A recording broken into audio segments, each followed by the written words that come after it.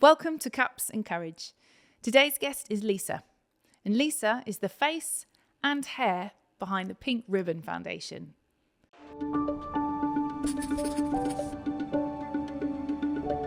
Cups and Courage, the podcast. Hello, Lisa. Hello, Sam. Thank you so much for being here today. You are welcome. I am really looking forward to chatting with you. Yes. And I know that we could probably have part 1, part 2, part 3 of these conversations. Yeah. So let's see where we get to today. Sure. Okay. Looking forward to it. It's good to catch up with you. It's been a long time. It has been a long time. So without further ado, I'm going to reach over to the Cups and Courage biscuit barrel. I hope you're not disappointed. Okay. Well, I won't be because I love biscuits. Oh, do you? Yeah. Okay. So this is a little bit out of my comfort zone. So, what? I mean, they're posh custard creams. It's a Marks and Spencer's custard cream. Am I allowed to say that with advertising? Well, I think you can. Well, you did. It. You did. Yeah, it's not just any custard cream. It's a Marks and Spencer's one. Which, if I have to choose a biscuit, is probably my favourite biscuit. I know a lot of I said to my daughter about I have to bring biscuits, and she said, "What are you taking?" I said, "I'm going to take custard cream," and she's like, "Oh, that's a bit boring." But I just have fond memories of having these when I was younger. And like all of us probably did, sliding off. No, it's not going to work. So it didn't work. Sliding it off. That was catastrophe. I know, wasn't it? It's so much for Marks and Spencer's biscuits. It's just made a complete mess on the table. Hang on. But taking, you've done it better than me. Well, I'm out of practice because I don't eat biscuits. What do you eat then? If you're not a biscuit, cheese. I love a bit of cheese. Do Could you? we have cheese next time, please? part 2 we'll have cheese. I am more savoury, if I'm honest, rather than sweet. I don't have a massively sweet tooth. Yeah. If there's biscuits there, I will eat them just because I've got no willpower. But I would much prefer a chunk of brie and some crackers. And I could have put a nice little board of meats and things together if I'd have known. Yeah. But when I was a child, I do remember with these, not making so much of a mess, obviously, but doing what you've done very beautifully is just separating them and then using my front teeth to drag off the cream. Yeah, I don't think you're isolated. I think a lot of people listening to this might go, I did that. Nice. That's did the best that. bit, the middle bit, isn't it? Yeah, no, it's lovely. I can not complaining. take the actual biscuit. Just give me the little bit in the middle. Just scrape it off for Just you. Scrape off the cream in the middle. Yeah. So that's my biscuit. But you'll have to talk now because I'm going to have a mouthful of biscuit. Well, I'm going to hand the baton back to you. So I'm going to let you eat the bit of biscuit. But then as a second tradition, I always throw the question out. Nice, easy, gentle one to start us off with. What's your definition of courage? Wow. You say it's a nice, easy question. No, I'm being, But really, yeah. It's deep. Yeah. And I think courage means a lot of things to a lot of people. And it can be different. It's personal. For me, it's almost like having fear and doing it anyway. And that comes down to anything in life. Anything whereby you are out of your comfort zone and you do it anyway, that to me is courage. And I think through my life, personally and professionally, I've had to do that a lot of times, fall down, dust myself off, get back up, and that takes courage. And I think it's only been able to happen and me personally to get through things with all the people that are around me that have kind of lifted me up and given me belief and courage to carry on. Yeah. So I think, it's kind of having fear and doing it anyway. Yeah. Love that. Thank you very much. You're welcome. Is that it now? Can I go? Off you go. You brought biscuits. You've done the courage. You've got my biscuits.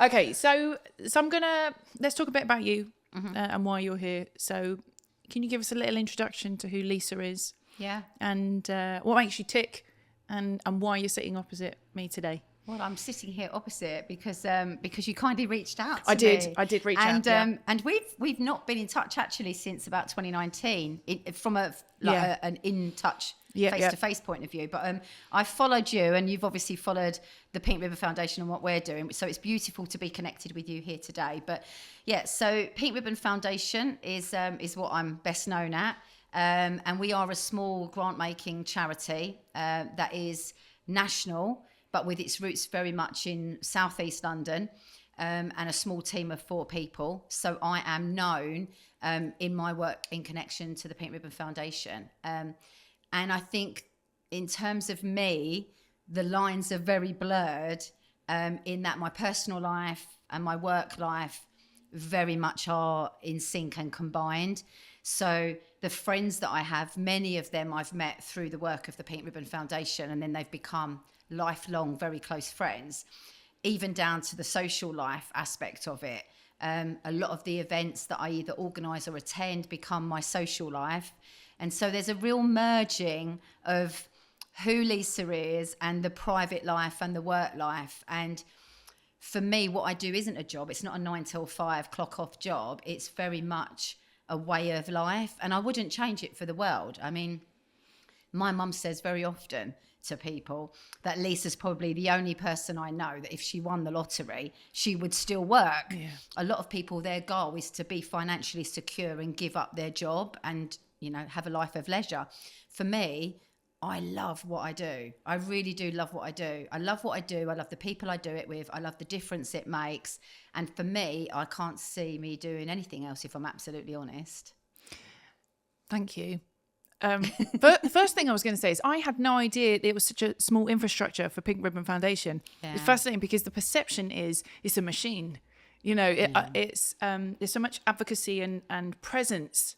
And in my head, I always thought that was fueled by more people than, you know.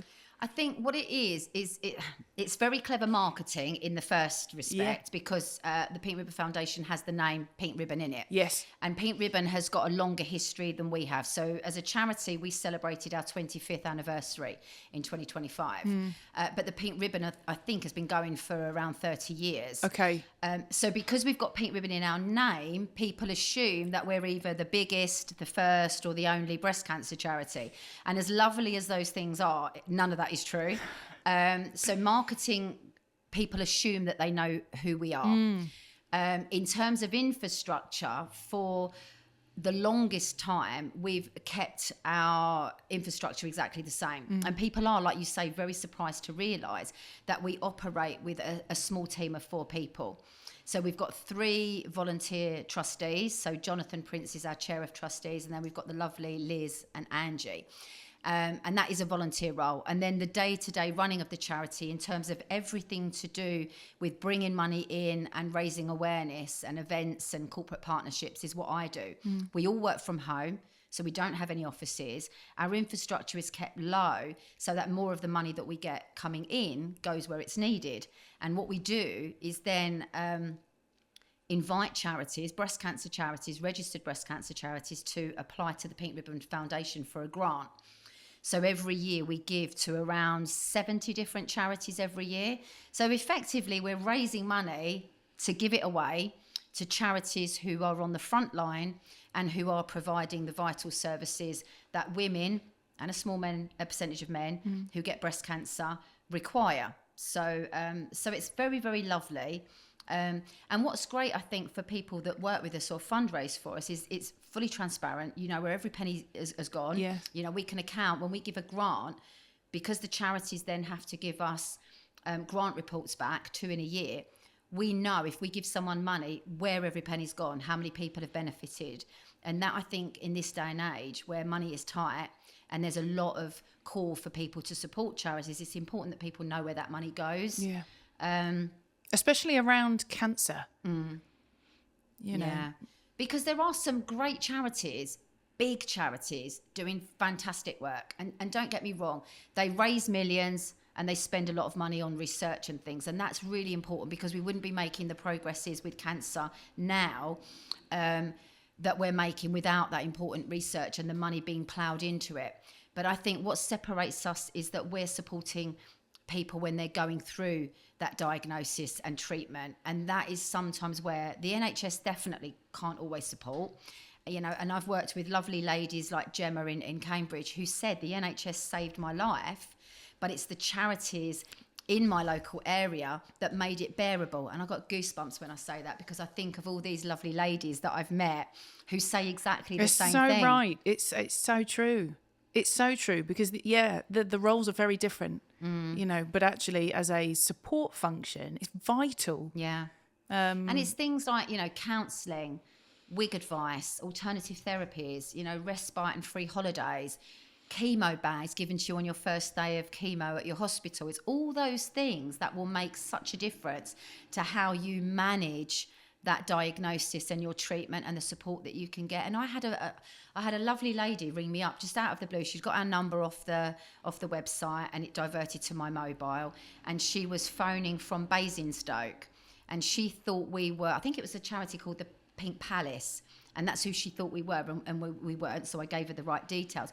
But she was saying about how much she needed counselling, and she was virtually on the verge of tears when we were having this conversation. And she said, I just need some help, and I don't know where to go. And there's another charity that We Hear You is a charity that we've, again, recently heard from today. They're struggling to get their finances in, and they provide counselling for people when they've got that cancer diagnosis. And now, if you're well off, it's great. You can go and get your private counselling at £50, £60 a session. But if you're struggling financially, as a lot of people do when they get a cancer diagnosis, and you'll know work has to stop for the person that is going through the treatment. Quite often carers or partners will have to reduce their hours to look after kids and look after their partner. And so automatically, in a lot of occasions, your income comes down. So having the luxury then of paying for private counselling and getting it quickly, it's not always there. So that's where some of the charities that we support really do make a difference and provide a lifeline. I really like listening to you talk. Really? I mean, yes. I could talk for hours. No, because poor production team, like, just get on with it. No, because it's so clear. I see it, and also it's very this learning for me, because I have known Pink Ribbon Foundation since my initial diagnosis, I think. Yeah. And I've used the services and kind of through social media and bits, but actually really understanding the nuts and bolts of what it is that you do and you're responsible for, and the work that you support and the tangible impact that makes on people, has on people, is excellent. And it's national, Yes. we don't focus. We're all based in Southeast London, as you can probably tell by the accent. But the charities that we support are all the way up in Scotland and Devon and Ireland. It's far, far reaching. Yeah. Now, some of these charities might only want £400 in a grant. They might just want to keep a phone line going, or they might want to print some literature that's important within their community that maybe don't talk about cancer. But then on the other spectrum, we've given £50,000 to a charity called Something to Look Forward To, which through a personal donation that we received, we were able to buy a caravan, which is called Eve's Place, after the family that made the donation directly to us. And what that does is, for 48 weeks of the year, it allows a family to have a free week-long holiday by the sea. You cannot underestimate the power of picking up your family with small kids when you're going through a really tough time, being in a caravan by the sea, even if the weather's really shitty, as we know, it often is on a caravan holiday in England by the sea. Just the fact that you've got a change of scenery can make all the difference. And in fact, we launched that, I think it was in 2018, this caravan. And we get regular reports and testimonials from people that stay there. And sometimes it's not family, sometimes it's a couple, or a single mum with a child. And it works so successfully that the Morrison family, who gave us the initial grant that we forwarded to Something to Look Forward To, was so impressed with it that they gave us another amount of money, and we bought a second caravan in Newcastle. So again, it's things like that which are really powerful. But even helping someone with a pack with a wig and a scarf can just change someone's outlook completely, and that's what I love. But it's the little things that make the difference, that really have the impact, because you're right, the NHS can't do those bits, but actually just having a bit of care in those other areas. Yeah, excellent. And even the communities that we as a charity are forging and supporting, and the people that we come into contact. Because I want to make it very clear, I've never had breast cancer. Okay, I talk probably to people that are listening like I've had it and first-hand experience. I've never, touch wood, had breast cancer or any type of really bad illness. Neither has anyone in my immediate family. So for that, I know I'm very, very lucky. I've had aunts that have had breast cancer. I remember when I was 18, my favourite aunt had breast cancer and died of secondary breast cancer. And at that time, I had a really bad relationship with my dad, who I've not actually seen since I was 16. And I remember it was his sister that died. And I remember my mum telling me when I got home from school, sixth form, I think it was, that she died. And I just remember leaving the house, slamming the door and going, why couldn't it have been my dad? Why did the good ones have to go? So that's one experience of breast cancer I've had. And then an aunt later on got breast cancer, developed secondary cancer, but lived a lot longer. But from my point of view, I'm a sponge. Everything that I've come into contact with the last 25 years that I've been doing this, every person, every campaign, every story, that's where I feel I can speak. Not with authority, but with some level of understanding. Because I think I'm a very empathetic person anyway. And I can cry at the drop of the hat and put myself in a position where I understand how that person might feel. So I suppose my question is, so you're a ball of energy, right? But there's so much like vibrancy and life. But actually, we're talking about breast cancer as well. And so the people that you might interact with, what's the impact on you? Do you ever go home and go, holy shit, that's a lot. I feel, how does it impact you? Because you're saying, this is an integrative. This is you as a human. Who you are at work, who you are at play. This is one person, and parts of your personality get to, come to life in different areas of that. But this is not a hat that you wear and then you take it off when you go home.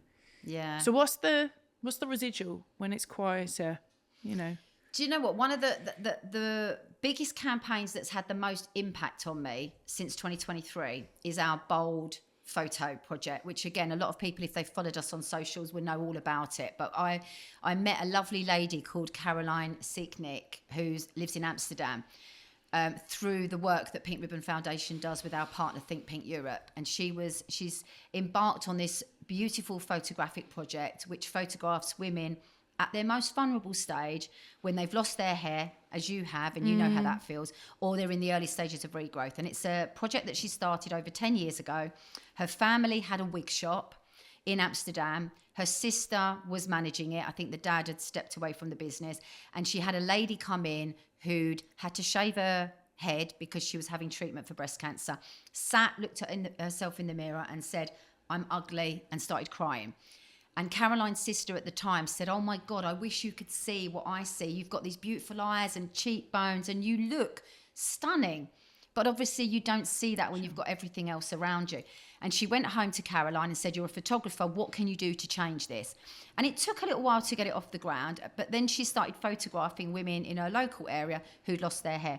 These beautiful portraits of women, predominantly just the top head, like the top part of their torso, on a black background, really, really striking images. And I met her in Tenerife in 2022. And she'd just photographed women in Tenerife. She'd taken the project all over the world. And I said to her, do you know what, we're going to bring this to the UK. I don't know when or how, but we will bring it. And we photographed women in London in 2023. And the project since then has been done in Scotland as well. But I've met these ladies and it was probably the first time, because we're not a front-facing charity and we give money away to charities that are then there in front of these ladies and men. Yeah. I was always kind of passionate about what we were doing. But there's a level but it was a little bit removed. Yeah, exactly. So I got it. I knew what we were doing. I knew the difference we were making, but it was getting involved in Bold, which literally changed everything for me. Because here I was, first of all, advertising on socials for women to come forward and be photographed. Then going through the application process with them and finding out about them and where they were in their treatment and making sure that they did, in fact, have no hair. Then meeting them at the point where we were photographing them, and Caroline was spending a huge amount of time with them. And then I didn't want to just take these women's photos and leave it there. I was invested by that point. Yeah. And so it was right, what can we do with it? And I set up a WhatsApp chat with these London Bold ladies very early on, which is still going. Never closed. And since then, these ladies have all connected, stayed in touch, become good friends. I've been able to give them opportunities to speak about their experiences in different formats and guises. They've attended events and galas. And And it's beautiful because I sit back and I see these ladies meeting and talking and going out, and I'm like, we created that. Yeah. And the sad thing is you obviously do lose people. And again, this was my first experience of actually losing people that I'd considered becoming quite close with. And the first ones were out of the London ladies. We lost a beautiful woman called Sally Franklin, who'd had secondary breast cancer for quite a long time. And she was absolutely beautiful. 2 teenage daughters, wonderful husband. And we also lost Linda Nolan as well within that campaign. And then when we shot in the Scotland part of the exhibition, which was last year, we photographed a lovely lady called Tansy, who didn't make it to even see the exhibition in the September. We photographed her in May. And by September, when those photos were coming out in Prince's Square Shopping Centre for a month, she wasn't able to see them. Her family came, which was beautiful. But that has been hard because I get emails from, Sally's husband emailed me and said, I wanted you to know that she was really happy to be part of your campaign.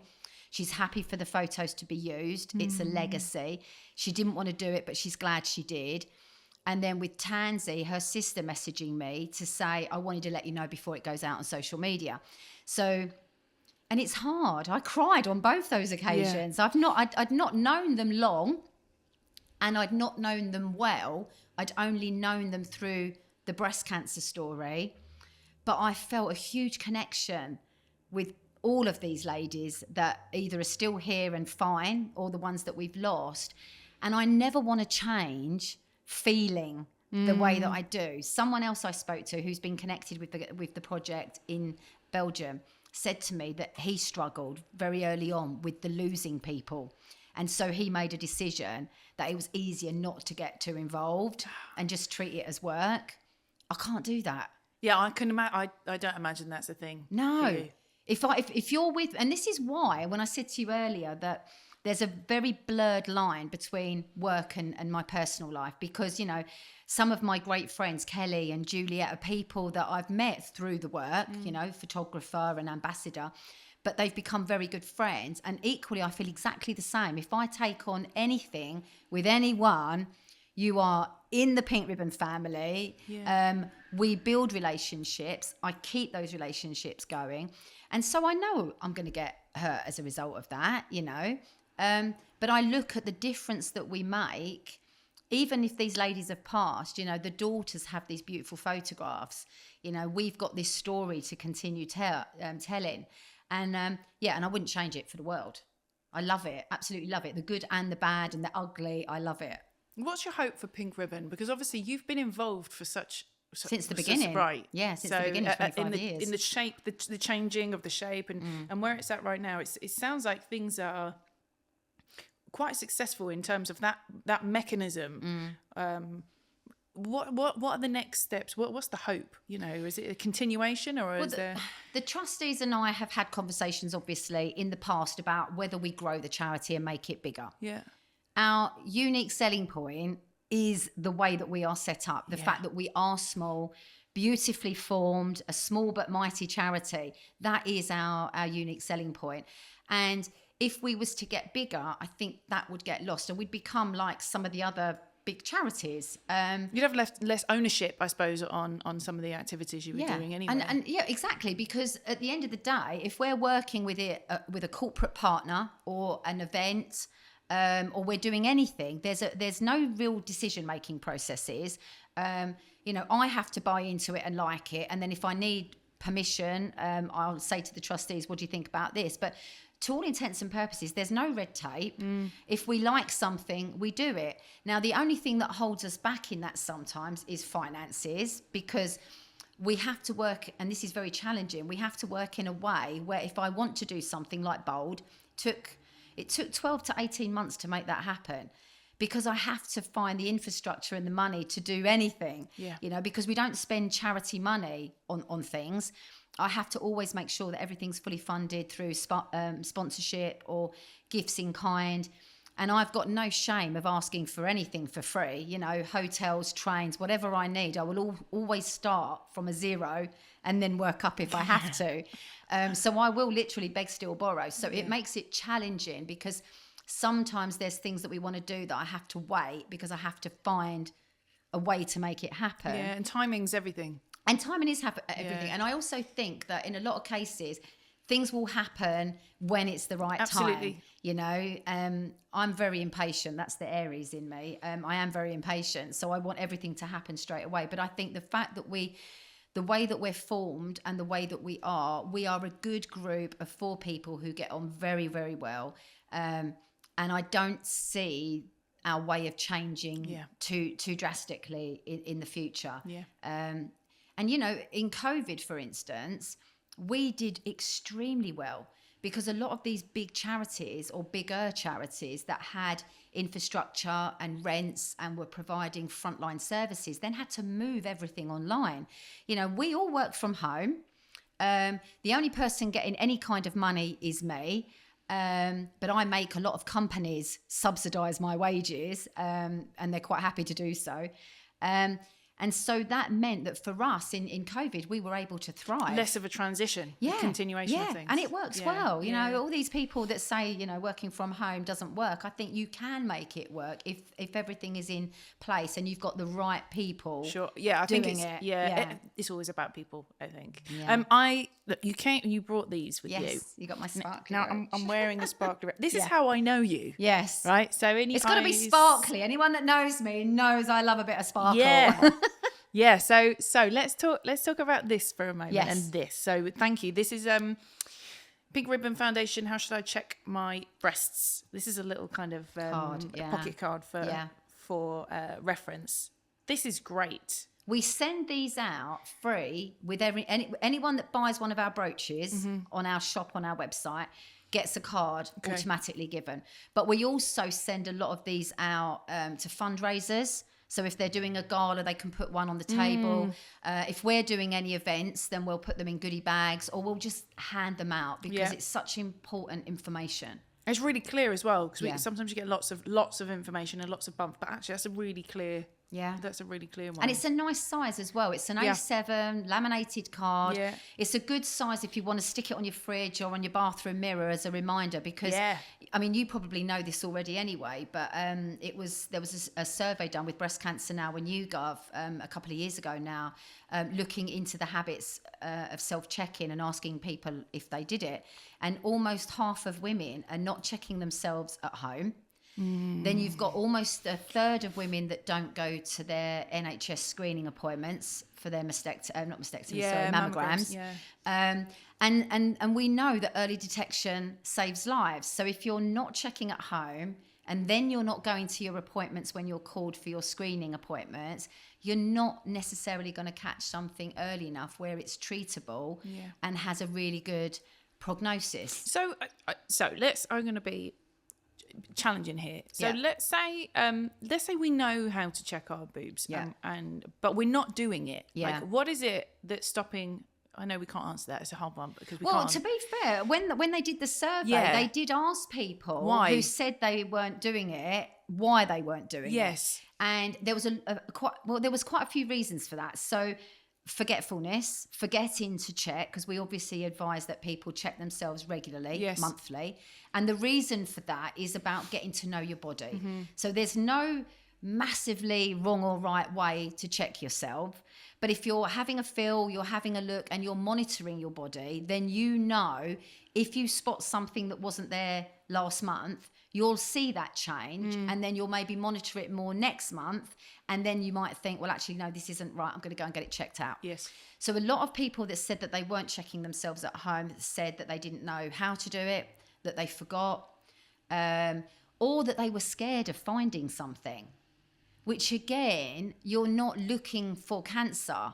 And this is the thing that, you know, that's really interesting when people go to appointments or for further tests if they think they found something.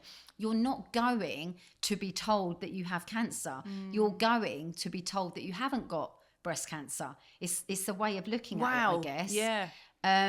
Because in all truthfulness, most people that go get told they don't have cancer. Yeah. You know, it's a cyst, or it's a dense breast tissue, or it's something else. Not everybody that goes for further testing gets told. But we hear about the ones. You hear about the ones that because have.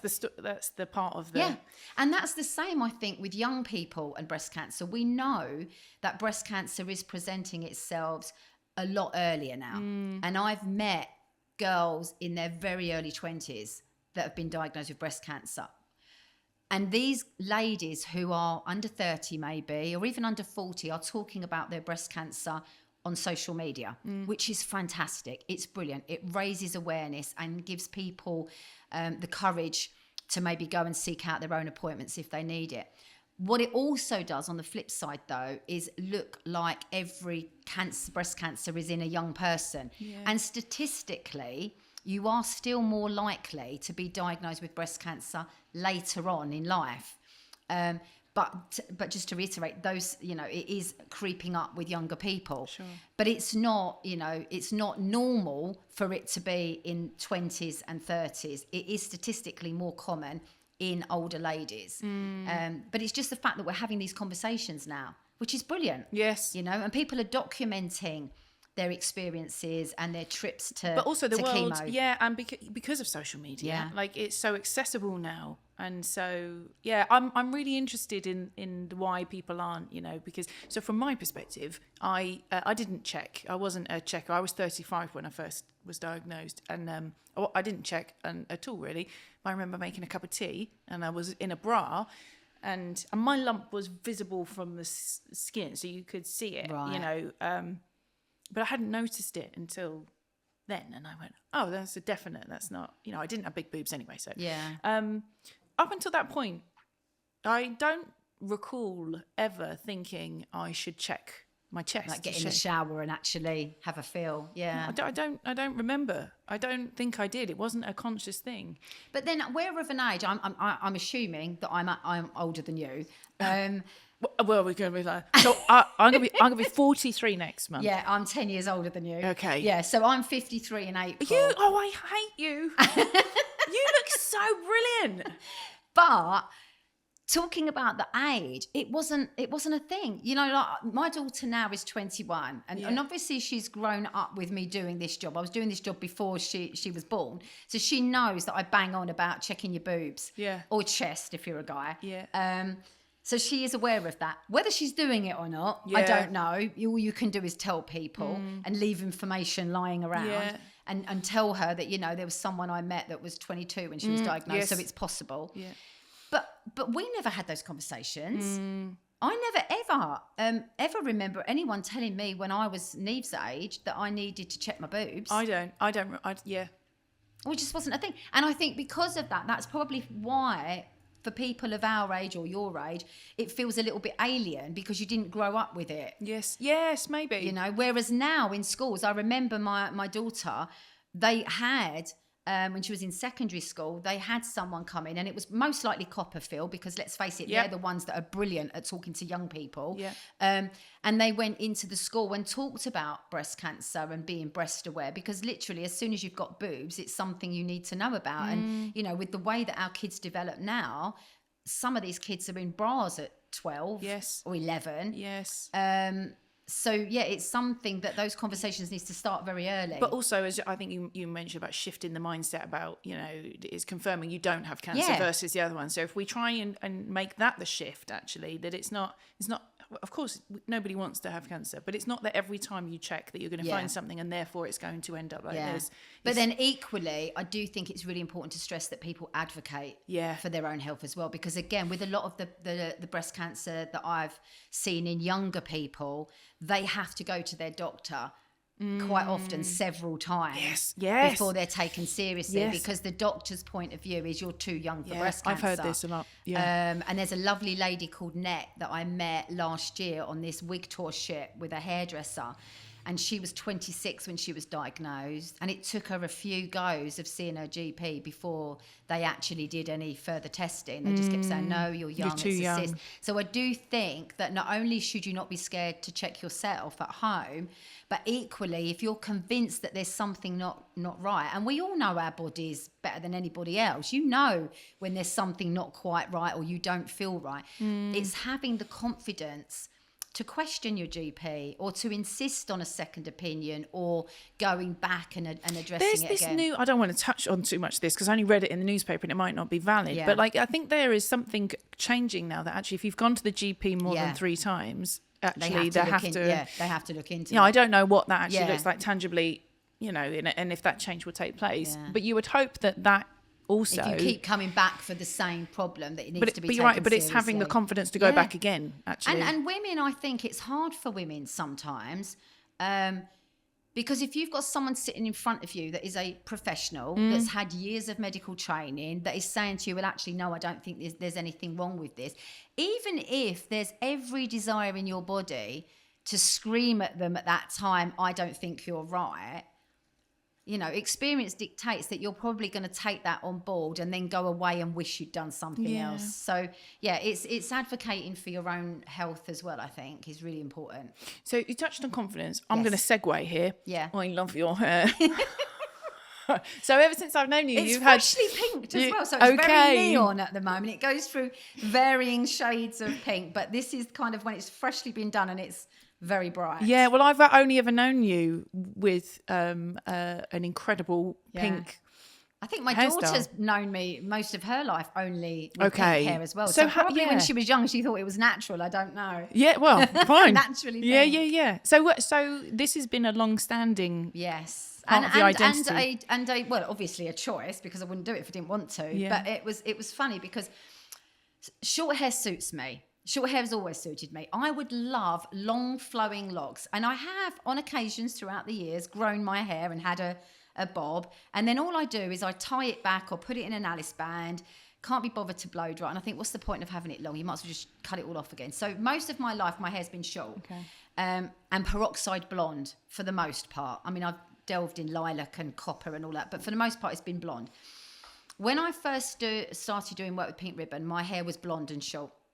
And we had an event in Breast Cancer Awareness Month in October, and I dyed it pink just for this one evening, for this one event. And then afterwards, I went back to blonde. We did the same event the next year, and I dyed it pink again for the event. And lots of people came up to me and said, oh, yeah, I remember you from last year and da-da-da-da, and the pink hair. And I knew that it wasn't necessarily me that they remembered, but they remembered the statement of their hair. And I thought, do you know what? This is quite a clever marketing tool. So I kind of kept it. What I used to do was if I went on holiday, I used to go back to blonde because pink in chlorine and sun, it just fades so quickly. So I did that. But then even a few years ago, when I went back blonde for holiday, I looked in the mirror and I didn't recognize myself. I was like, no, blonde just doesn't suit me anymore. So from my point of view, it makes it very easy. If I'm meeting someone in a coffee shop for the first time, I can say, look for the pink hair. I said it to your production guy. Yeah. I said, if you open the door and you're looking for someone on the street, Look I've for got pink hair, just look for the pink hair and you'll know. It makes it very easy when you're meeting people for the first time. Very much on brand, obviously. But it also sparks conversations. And I love that. So I'll be in a shop and one of the assistants will come up to me and say, oh, I really love your hair. And I'm like, oh, great, thanks. It's for this because I work for a breast cancer charity. Yeah. And it opens up conversations. So, yeah, it's just been kept for lots of different reasons, but all based around the role and awareness and conversation. Yeah. I hope...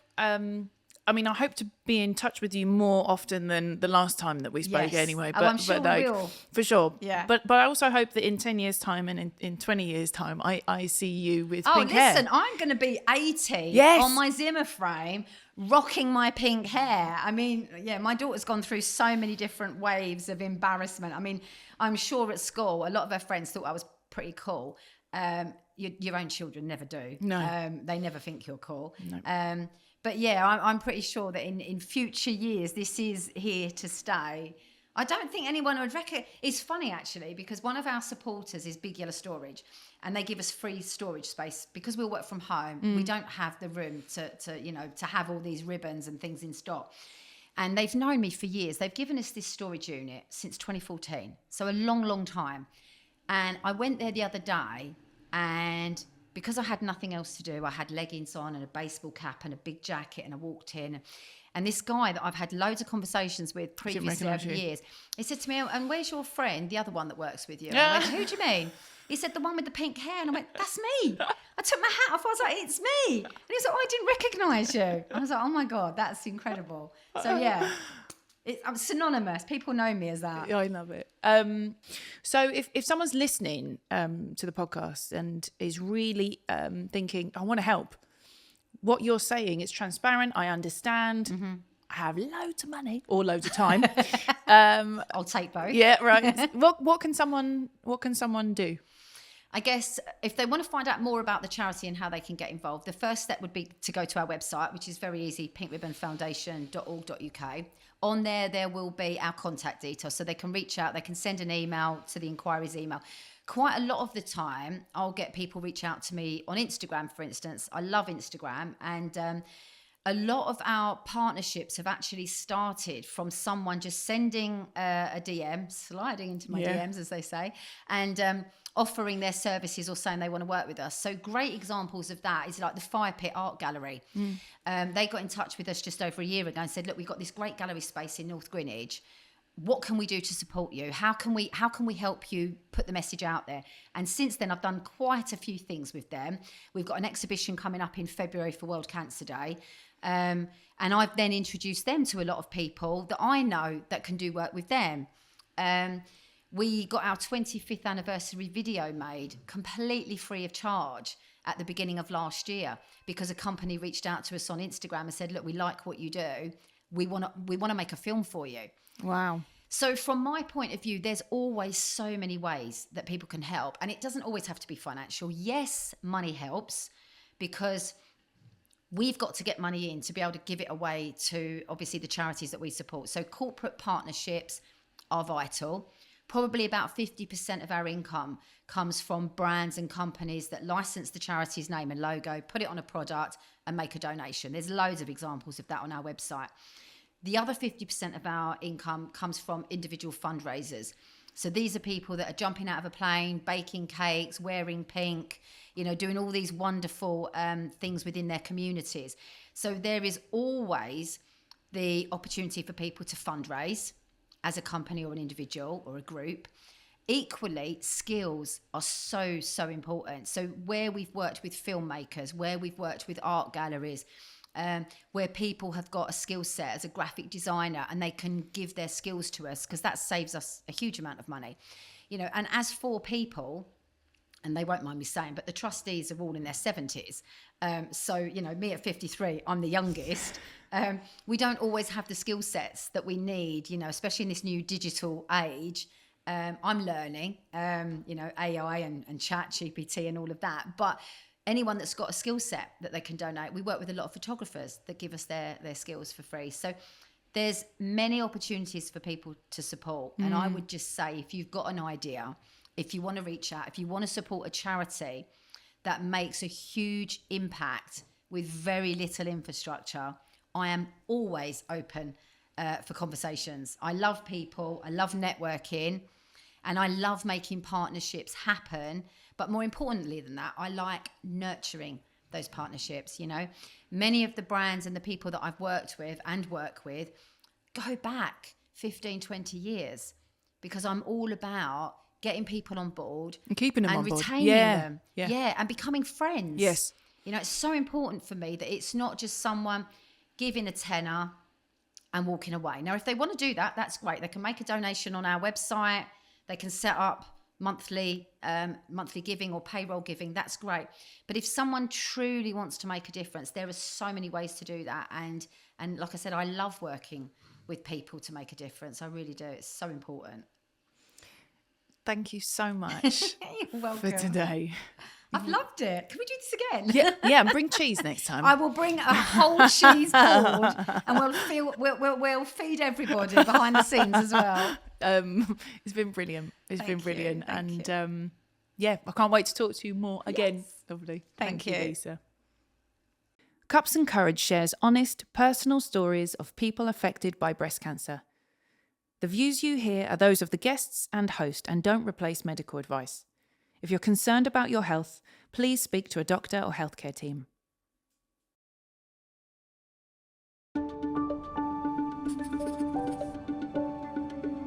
Cups and Courage, the podcast.